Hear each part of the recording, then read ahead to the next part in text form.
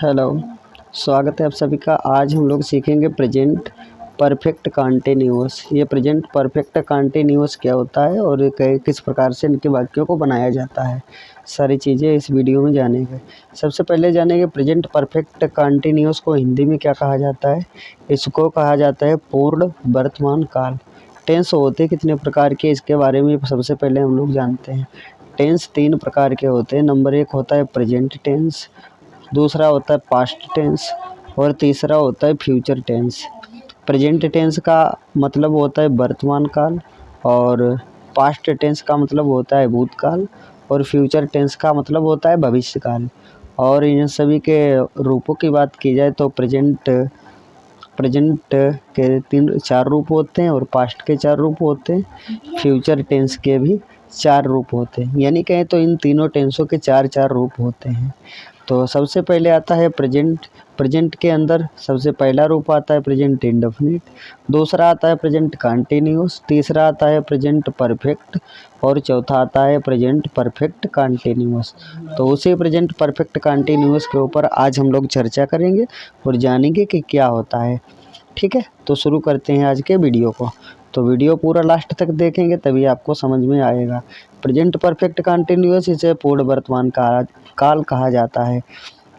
यदि वाक्य को पूरा पढ़ डालते हैं तो उसके लास्ट में हमें क्या देखने को मिलता है, तो प्रेजेंट परफेक्ट कंटीन्यूअस जो टेंस होता है ना, इसके काल के जो वाक्य अंत में जब देखेंगे ना, रहा है, रही है, रहे हैं, रहा हूँ, ठीक है, इत्यादि शब्दों का प्रयोग होता है। लेकिन इसमें कंडीशन क्या होती है, इसमें समय निश्चित दे रखा होता है। प्रेजेंट कंटीन्यूअस और प्रेजेंट परफेक्ट में अंतर क्या होता है, जैसे बोलता है प्रेजेंट कंटीन्यूअस में क्या कहता है, पीसी में यानी प्रेजेंट कंटीन्यूअस में क्या कहता है, वह घर जा रहा है, वह घर जा रहा है। लेकिन कितने समय से जा रहा है, कब जा रहा है, इसकी जानकारी नहीं होती है। तो हम कैसे बनाते हैं, वह घर जा रहा है। प्रेजेंट कंटीन्यूअस की बात करते हैं तो he is going to home, वह घर जा रहा है। इसमें लगता क्या है, इसमें लगते की बात करें तो स्ट्रक्चर की बात करी जाए तो सब्जेक्ट होता है। सब्जेक्ट के बाद में क्या होती है, हेल्पिंग वर्ब होती है। हेल्पिंग वर्ब में के अंतर्गत क्या आता है, इज आता है, एम आता है, आर आता है, ठीक है, अपने हिसाब से। उसके बाद में मेन वर्ब की आईएनजी फॉर्म लगती है, आईएनजी फॉर्म के बाद ऑब्जेक्ट लग जाता है। लेकिन इसी के चक्कर में आगे जब हम 4 नंबर का पढ़ते हैं प्रेजेंट परफेक्ट कंटीन्यूअस, तो उसमें क्या आता है, उसमें होता है वह 2 घंटे से जा रहा है, वह सुबह से जा रहा है। तो उसमें समय एक दिया रहता है, लेकिन रहा है, रही है ज़रूर आता है। ठीक है, तो चलिए शुरू करते हैं। जैसे कि वे 2 घंटे से पत्र पढ़ रहे हैं, रोहन 3 बजे से गाना गा रहा है। तो इस प्रकार के वाक्यों का इसमें प्रयोग होता है। ठीक है, तो देखते हैं हेल्पिंग वर्ब के बारे में बात करते हैं। हेल्पिंग वर्ब क्या होती है, इसमें हेल्पिंग वर्ब 2 प्रकार की होती हैं। नंबर 1 पे कौन सी हेल्पिंग वर्ब आती है, नंबर 1 पे आती है सिंगुलर सब्जेक्ट और 2 नंबर पे क्या आती है, प्लूरल। तो हेल्पिंग वर्ब के अंतर्गत सिंगुलर क्या होती है, सिंगुलर को एक वचन कहा जाता है, एक वचन, और इसको बहुवचन कहा जाता है। ठीक है, एक वचन और बहुवचन। एक वचन कर्ता के साथ हम लोग किसका यूज करेंगे, आइए ये चीज़ों को हम लोग देखने वाले हैं। एक वचन कर्ता के साथ हैज बीन, जैसे कि he has been, she has been, it has been. तो किसी का नाम आ जाता है, जैसे रोहन हैज बीन और Sita has been, girl has been, boy has been. तो इस प्रकार से हमने देखा कि एक वचन कर्ता के साथ ही हैज बीन का प्रयोग होता है हेल्पिंग वर्ब में। और सब जो प्लूरल सब्जेक्ट की बात करते हैं यानी बहुवचन कर्ता की, तो I have been, we have been, you have been, they have been, the girl have been, the boy have been, Ram and Shyam, यानी 2 लोगों की बात हो गई तो 2 लोगों के साथ हैव बीन। मुख्य क्रिया बोले तो अब मेन वर्ब की बात करते हैं। मेन वर्ब में किसका प्रयोग किया जाता है, प्रेजेंट परफेक्ट कंटीन्यूअस यानी पूर्ण वर्तमान काल में मेन वर्ब की फर्स्ट फॉर्म प्लस आईएनजी का प्रयोग करते हैं। आईएनजी कहाँ पे लगाएंगे, जैसे ही के साथ क्या बोला था, has been, he has been reading the letter for 2 hours, वह 2 घंटे से क्या कर रहा है, पत्र लिख रहा है। He has been reading letter for 2 hours. ठीक है, रोहन क्या है, सोहन, सोहन एक वचन है तो has been, Sohan has been क्या कर रहा है, सिंगिंग ए सॉन्ग सिंस, मतलब सिंस दे रखा है निश्चित समय के लिए। एक और इसमें कंडीशन आ जाते हैं जब हम लोग सिंस और फार वाली देखते हैं। सिंस का प्रयोग कहाँ पे करते हैं और फार का प्रयोग कहाँ पे करते हैं, इसमें मेन चीज़ यही देखने के लायक होती है। प्रेजेंट परफेक्ट टेंस के वाक्यों में निश्चित समय के लिए सिंस का प्रयोग किया जाता है और अनिश्चित समय के लिए फार का। एक बार फिर, निश्चित समय दिया हो तो सिंस और अनिश्चित समय दिया हो तो फार का प्रयोग करते हैं। आइए देखते हैं किस प्रकार से इसका यूज होता है और किस प्रकार से हम लोग इसको देख सकते हैं। सिंस का प्रयोग कहाँ पे करेंगे और फार का प्रयोग कहाँ पे करेंगे, थोड़ा ध्यान दीजिएगा। जैसे सिंस 2 o'clock 2 बजे से, सिंस मॉर्निंग सुबह से, सिंस इवनिंग शाम से, सिंस संडे रविवार से, सिंस जुलाई यानी जुलाई से, सिंस चाइल्डहुड बचपन से, सिंस लास्ट मंडे पिछले सोमवार से, सिंस 1989 यानी 1998 से, सिंस स्टरडे कल से। तो इस चीज़ों के लिए निश्चित समय या निश्चित किसी चीज़ की बात होती है तो सिंस का प्रयोग किया जाता है। अब अनिश्चित में फार का प्रयोग, फार के आगे लिख देते हैं अनिश्चित, ठीक है। तो अनिश्चित के लिए फार का, जैसे फॉर एन आवर तो 1 घंटे से, for a day, for a week, for a month, for a year, for 2 hours, for 5 days, for 3 months, for 2 month। तो इत्यादि हमने देखा कि जैसे फॉर सेवेरल डे यानी इसका मतलब कुछ दिनों से, फॉर मेनी डेज कई दिनों से। तो इस प्रकार से हमें देखने को यही मिलता है कि सिंस और फॉर के प्रयोग में क्या डिफरेंस होता है और किस प्रकार से हम इसका यूज करते हैं। आइए देखते हैं इसका स्ट्रक्चर क्या होता है, इसको हम लोग बनाते किस प्रकार से हैं, वाक्यों के बनाने की विधि क्या होती है, इसके बारे में भी हम लोग थोड़ी सी चर्चाएं कर लेते हैं। प्रेजेंट परफेक्ट टेंस के अफर्मेटिव सेंटेंस को हिंदी से अंग्रेजी बनाने के लिए ट्रांसलेट स्ट्रक्चर जो होता है ना, ढांचा या सूत्र, उसको हम लोग देखेंगे। सबसे पहले वाक्य का सब्जेक्ट यानी कर्ता को लिखते हैं। दूसरे नंबर पे सहायक क्रिया के रूप में हैज बीन या हैव बीन का प्रयोग करते हैं। 3 नंबर पे किसका प्रयोग करेंगे, जब 3 नंबर की बात आती है 3 नंबर पे, उसके बाद मुख्य क्रिया की फर्स्ट फॉर्म के साथ आईएनजी फॉर्म जोड़ देते हैं। फिर 4 नंबर की बात करते हैं। 4 नंबर पे अब वाक्य का कर्म यानी ऑब्जेक्ट लिखते हैं। कर्म के बाद अन्य शब्द जो भी बच जाते हैं उनको लिख देते हैं, नहीं बचते तो कोई बात नहीं। तो और अगले नंबर पे क्या आता है, उसके बाद में सिंस अथवा फार का प्रयोग करते हैं। निश्चित समय होगा तो सिंस, अनिश्चित समय होगा तो फार का प्रयोग करेंगे। इसके बाद समय लगा देते हैं, समय के अंत में फुल स्टॉप यानी फुल स्टॉप, जो कि इस प्रकार से आप एक डिब्बे के अंदर देखते हैं, ये डिब्बा बना लिया और डिब्बे के अंदर हमने एक फुल स्टॉप लगा दिया। इस तरीके से फुल स्टॉप लगा देते हैं, ठीक है। तो आइए इसका सूत्र देख लेते हैं। सूत्र कहाँ पे यूज होगा, सूत्र इस वाक्य को बनाने में। यहाँ पे सूत्र में सब्जेक्ट का प्रयोग, एक वचन होगा तो हैज बीन, बहुवचन होगा तो हैव बीन। उसके बाद में वर्ब की आईएनजी फॉर्म, ऑब्जेक्ट और अदर वर्ड जो भी बच जाते हैं उनको लिखते हैं। और लास्ट में निश्चित समय के लिए सिंस, अनिश्चित समय के लिए फार। फिर जो भी समय दे रखा हो टाइम लिख देते हैं, 2 दिन 4 दिन समय से जब भी कोई भी एक्स्ट्रा समय दिया हो तो उसको लिख देते हैं। चलिए देखते हैं अगले पेज के ऊपर हम लोग आ जाते हैं। अगला पेज क्या कहता है, सबसे पहले पहला वाक्य क्या कहता है, पहले वाक्य की ओर हम लोग आ जाते हैं। कहता है वह सुबह से टहल रहा है। टहलना की मीनिंग होती है वॉक, WALK, वॉक।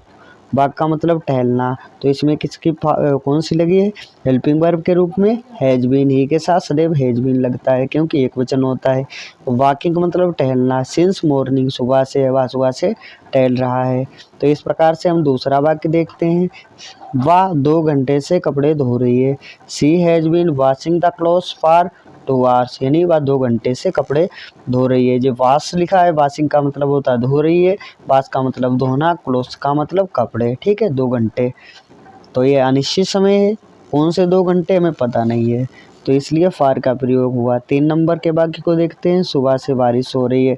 जब हमें ये क्वेश्चन इम्पोर्टेंट होता है क्योंकि इसमें सब्जेक्ट नहीं दिया होता है। जब सब्जेक्ट नहीं दिया है तो हम लोग किस प्रकार से किसका यूज करेंगे, आप देख सकते हैं ईट का प्रयोग। जहाँ पे सब्जेक्ट ना दिया हो वहाँ पे सब्जेक्ट के रूप में हम ईट का प्रयोग कर लेते हैं। ईट एक वचन होता है। ईट हैज बीन रेन का मतलब वर्षा हो रही, सिंस मॉर्निंग सुबह से। तो सुबह से बारिश हो रही, it has been since morning. तो अगला देखते हैं 4 नंबर का वाक्य क्या कहता है। 4 नंबर के ऊपर हम लोग आ जाते हैं। 4 नंबर का वाक्य क्या कहता है, किस प्रकार से डील करते हैं। राम 4 घंटे से मैदान में दौड़ रहा है। तो राम एक है तो एक के साथ हैज बीन, आगे क्या कहा गया है, तो राम हैज बीन, दौड़ना क्या होता है, रन, RUN, रन का मतलब दौड़ना, ING फॉर्म लगा दिया तो रनिंग। इन द फील्ड कहाँ दौड़ रहा है, मैदान में, तो इन द फील्ड। कब से दौड़ रहा है, 4 घंटे से दौड़ रहा है, तो 4 घंटे के लिए फॉर 4 आवर्स। ठीक है, तो Ram has been running in the field for 4 hours, Ram 4 घंटे से मैदान में दौड़ रहा है। अगला वाक्य देखते हैं, काजल 2 बजे से पढ़ रही है। तो काजल का टाइम क्या है पढ़ने का, काजल 1 है तो काजल हैज बीन। पढ़ना की क्या होती है, पढ़ना की कहीं कहीं पे रीडिंग होती है, READ, रीड मतलब पढ़ना, कहीं स्टडी का मतलब अध्ययन करना होता है, तो यहाँ पे स्टडिंग भी हम लोग लिख सकते हैं। Ram has been, Kajal has been studying, कब से पढ़ रही है, 2 बजे, तो सिंस 2 o'clock। तो आइए देखते हैं अगला 6 नंबर का वाक्य क्या कहता है, लड़का 2 घंटे से कार चला रहा है। तो वाई एक है तो वाई हैज बीन, ड्राइव का मतलब चलाना, ING लग जाएगा, driving the car for 2 hours. तो the Y has been driving the car for 2 hours, लड़का 2 घंटे से कार चला रहा है। अगला वाक्य देखते हैं, मैं 3 घंटे से तुम्हें पढ़ा रहा हूँ। तो मैं 3 घंटे से आई बहुवचन होता है, तो बहुवचनकर्ता के साथ have been, I have been teach, TEACH, teach का मतलब पढ़ाना, इसमें ING लग जाएगी, टीचिंग। यू मतलब आपको, फॉर 3 आवर्स मतलब 3 घंटे से, अनिश्चित समय तो for, I have been teaching you for 3 hours. आइए 8 नंबर का वाक्य देखते हैं, तुम बहुत देर से हंस रहे हो। तो यू बहुवचन होता है, तो यू हैव बीन, क्या करना, हंसना की क्या होती है, लाफ, LAUGH, लाफ का मतलब हंसना, कितनी देर से, लाफिंग, इसमें ING लग जाएगा, laughing for a long time, तुम लंबे समय से, काफ़ी देर से हंस रहे हो। तो चलिए देखते हैं अगला वाक्य क्या कहता है। 16 नंबर का वाक्य देखते हैं, रेखा अपनी सहेली के साथ 3 बजे से नाच रही है। तो Rekha has been dancing with her friend since 3 o'clock, मतलब इस यहाँ पे जो 3 बजे दे रखा है निश्चित समय है, तो निश्चित समय के लिए सिंस, तो 3 बजे है तो 3 o'clock। ठीक है, तो देखिए अगला देखते हैं 17 नंबर का वाक्य, यह शरारती बच्चे बहुत देर से शोर मचा रहे हैं। तो दीज नॉटी, नॉटी का मतलब होता है शरारी, यह शरारती, तो दीज नॉटी चाइल्ड मतलब यह शरारती बच्चा। ठीक है, हैज बीन, एक बच्चा है तो हैज बीन, बहु बच्चे होते तो have been. Making a noise, इतना पूरा वाक्य एक ही होता है, मेकिंग ए नॉइस का मतलब शोर मचा रहे हैं, फॉर कितनी देर से, लॉन्ग टाइम, काफ़ी लंबे समय से। अगला देखते हैं 18 नंबर का वाक्य, पुलिस 2 महीने से इस केस की जांच कर रही है। तो पुलिस हैव बीन, पुलिस बहुवचन में आता है, पुलिस से अकेले नहीं होती, काफ़ी अपने झुंड के साथ होती, तो have been, police have been investing this case, मतलब इस इन्वेस्ट का मतलब, इन्वेस्टिंग का मतलब होता है जांच पड़ताल करना, तो इन्वेस्टिंग दिस केस कितने दिनों से, फॉर 2 मंथ यानी 2 महीने से। चलिए देखते हैं अगला वाक्य 19 नंबर का क्या कहता है, तुम्हारे अंकल 2014 से मुंबई में काम कर रहे हैं। Your uncle has been working in Mumbai since 2014 यानी 2014। अगला देखते हैं 20 नंबर का वाक्य क्या कहता है, वह आदमी बच्चों को 2 दिन से गुमराह कर रहा है। तो that man has been misleading the children for 2 days, 2 दिनों से। तो आई होप इतने वाक्य आपने देखे तो थोड़ा सा आइडिया लगा होगा, तो इन वाक्यों को हम लोग किस प्रकार से बनाते हैं। कुछ वाक्य निगेटिव के देखते हैं जिसमें नकारात्मक वाक्यों का प्रयोग किया जाता है, उनको हम लोग किस प्रकार से बनाते हैं, आइए उनको देखने के हम लोग प्रयास करते हैं। तो निगेटिव वाक्यों को हम लोग देखेंगे, जानेंगे किस प्रकार से वाक्य होते हैं। तो निगेटिव टेंस को प्रेजेंट परफेक्ट कंटिन्यूअस टेंस को किस प्रकार से बनाते हैं।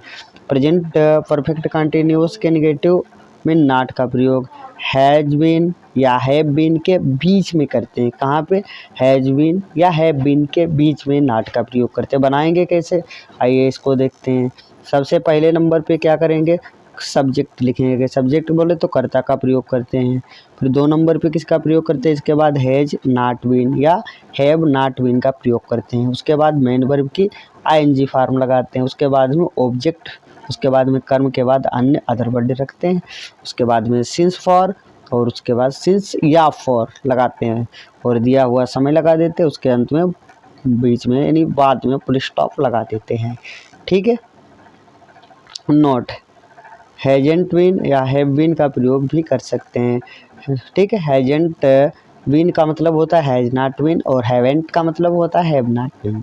ठीक है। इसका ढांचा या स्ट्रक्चर कुछ इस प्रकार से होता है। सबसे पहले सब्जेक्ट का प्रयोग, उसके बाद में प्लस हैज नॉट बीन या have not been plus verb की आईएनजी फॉर्म, उसके बाद में ऑब्जेक्ट अदर वर्ड सिंस या फार, उसके बाद में टाइम। तो शेष नियम पहले जैसा है ना, सिर्फ हैज बिन के बीच में नाट लग गया या हैव बिन के बीच में नाट लग गया निगेटिव वाक्यों के लिए। तो आइए पहला वाक्य देख लेते हैं क्या कहता है। वे 4 घंटे से क्रिकेट नहीं खेल रहे हैं। तो वे बहुवचन है, वे बहुत लोग हैं, तो किस प्रकार से बनाएंगे। They have not been playing cricket for 2 hours. ठीक है।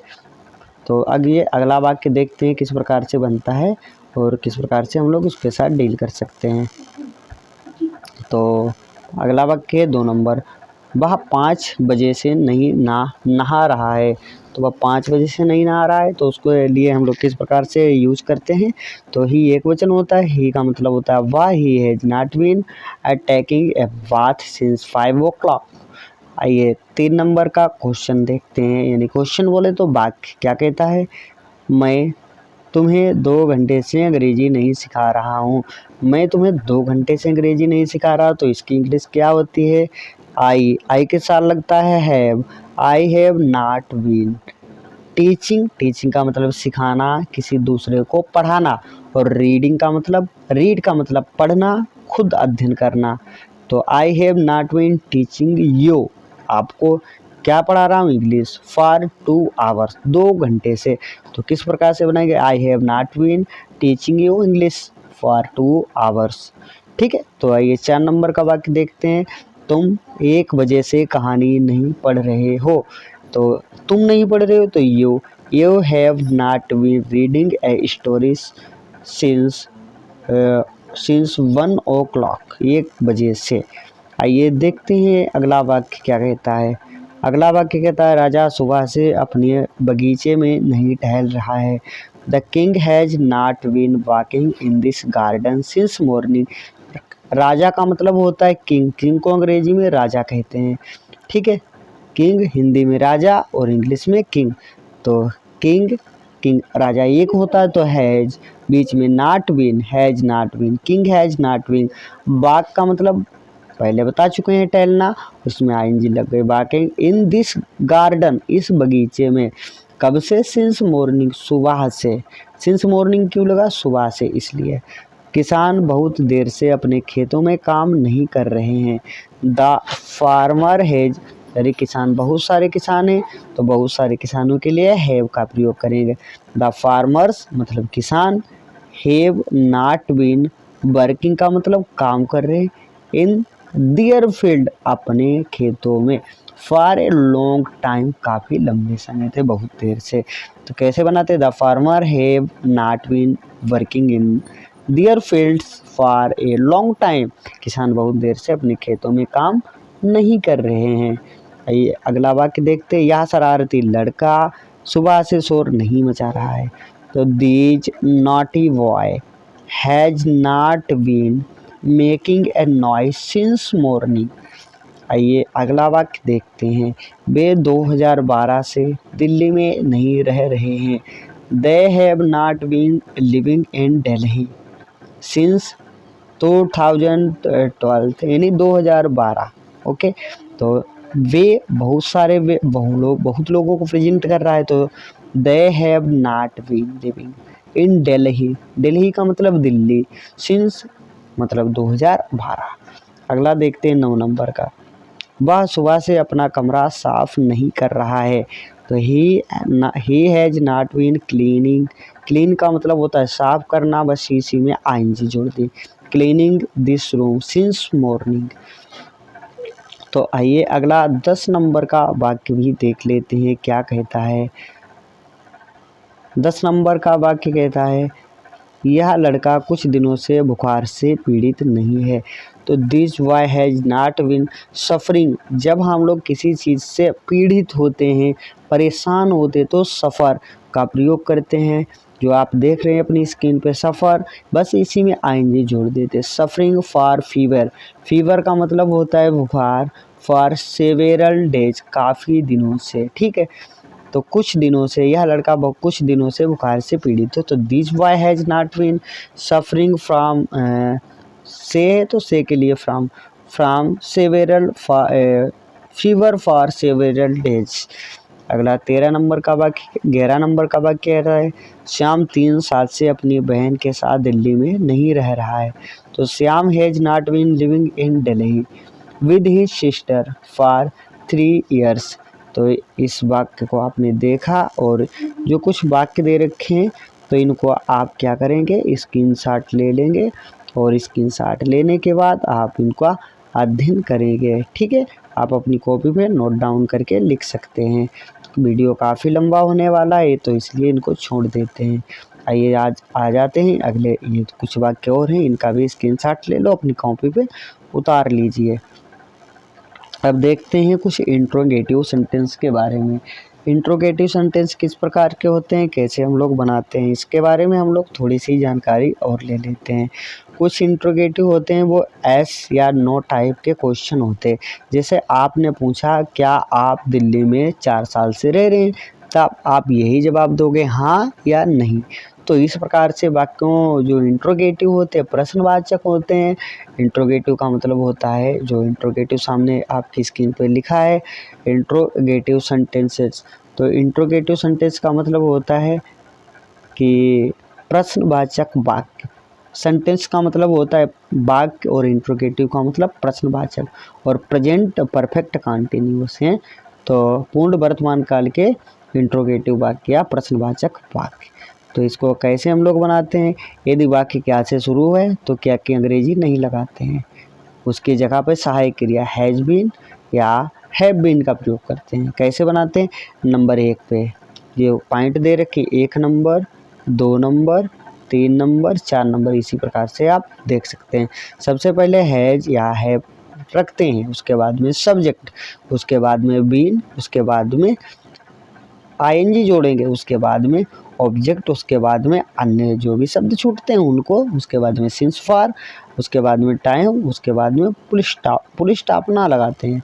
तो इसमें इस टाइप का एक प्रश्नवाचक चिन्ह लगा देते हैं, ठीक है। तो आई होप इतना आपको समझ में आ गया होगा। तो सबसे पहले क्या लगाएंगे, इसका सूत्र देख लेते हैं। ये रहा सूत्र। सबसे पहले क्या लगाएंगे, हैज अथवा have plus subject plus been plus verb की आईएनजी फॉर्म प्लस ऑब्जेक्ट, उसके बाद में अदर वर्ड, फिर सिंस या फॉर, उसके बाद में टाइम, उसके बाद में हम लोग इस प्रकार से एक प्रश्नवाचक चिन्ह लगा देते हैं, ठीक है। तो आइए देखते हैं पहला वाक्य क्या कहता है। तो पहला वाक्य हम लोग देखेंगे, उसी प्रकार से जो भी अन्य जो शब्द होने वाले उनके साथ भी हम लोग इसी प्रकार से डील करेंगे। डील बोले तो इसी प्रकार से हम इन्हें बनाएंगे। तो क्या करते हैं, क्या 2 घंटे से बरसात हो रही है। तो फिर बरसात वाला प्रश्न आया, तो इसमें कोई सब्जेक्ट नहीं, राम नहीं दिया है, ही नहीं दिया है, आई वी यू नहीं दिया है। तो क्या करेंगे, जहाँ पे कुछ सब्जेक्ट नहीं होता है वहाँ पे आई और टी यानी ईट का प्रयोग करते हैं, ओके। तो देखते हैं अगला वाक्य क्या कहता है। ठीक, क्या 2 घंटे से बरसात हो रही है। हैज़ इट बीन रेनिंग का मतलब होता है बरसात होना, फॉर 2 आवर्स 2 घंटे से। क्या राम सुबह से रामायण पढ़ रहा है। Has Ram been reading the Ramayana since morning. अगला देखते हैं वाक्य क्या कहता है। ये प्रश्नवाचक वाक्य लोग देख रहे हैं। क्या तुम बहुत देर से इस कहानी का अनुवाद कर रहे हो। हैव यू बीन, हैव सबसे पहले हैव लग गया, और उसके बाद में समझने के लिए हम लोग देखते हैं। सबसे पहले हैव लगेगा, हैज लगेगा, उसके बाद में सब्जेक्ट जो यहाँ पे बीच में ये रखा है, ये भाई साहब सब्जेक्ट रखा है, ये सब्जेक्ट लग जाता है। उसके बाद में बीन लगा देते हैं, क्या लगा देते हैं, उसके बाद में बीन लगा देते हैं, ठीक है। तो हैव यू बीन ट्रांसलेटिंग मतलब अनुवाद कर रहे हो this story for a long time, लंबे समय से, बहुत देर से। 4 नंबर का वाक्य कहता है क्या वह 2 दिन से बुखार से पीड़ित है। Has he been suffering from fever for 2 days, 2 दिनों से। तो आइए अगला वाक्य प्रश्नवाचक का क्या कहता है, क्या तुम्हारा भाई 2 साल से नोएडा में रह रहा है। तो has your brother been living in Noida for 2 years, 2 सालों से। 6 नंबर का वाक्य क्या कहता है, क्या वह 2001 से इस कंपनी में काम कर रहा है। Has he been working in this company since 2001 यानी 2001।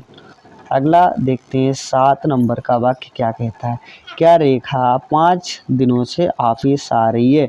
Has Rekha been coming to the office for 5 days।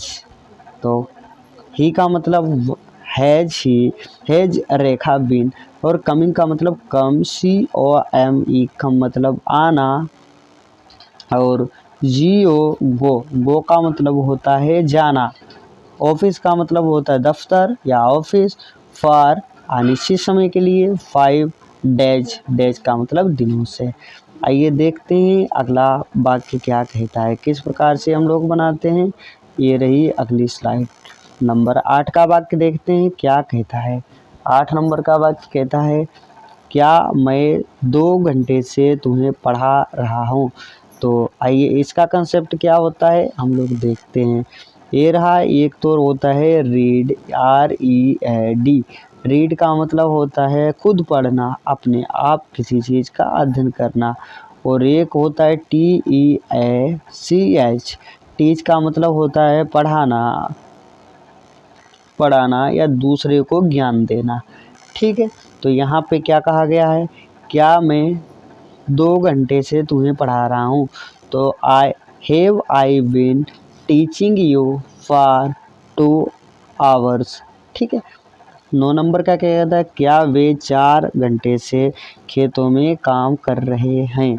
तो have they been working in the field for 4 hours।